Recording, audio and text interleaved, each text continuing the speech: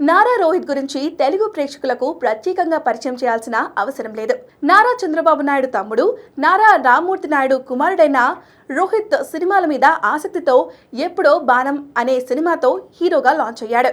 ఆ తర్వాత చేసిన సోలో సినిమా ఆయనకు మంచి హిట్ ఇచ్చింది.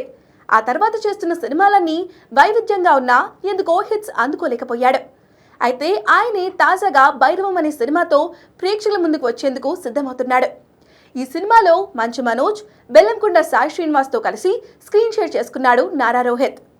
మే 30వ తేదీన ఈ సినిమా ప్రేక్షకుల ముందుకు రాబోతున్న నేపథ్యంలో ఆయన మీడియాతో ముచ్చటిచ్చాడు.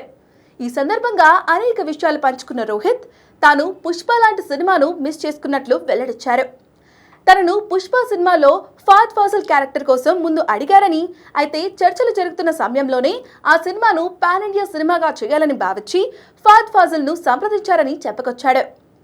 ఇక భైరవం సినిమా బాగా కుదిరిందని, తమిళంలో శశికుమార్ చేసిన పాత్ర తాను ఇక్కడ పోషించారని చెప్పుకొచ్చాడు.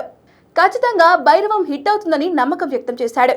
అలాగే తాను సుందరకాండ అనే సినిమాతో మరో నెల రోజుల్లో మళ్లీ ప్రేక్షకుల ముందుకు రాబోతున్నట్లు వెల్లడించాడు.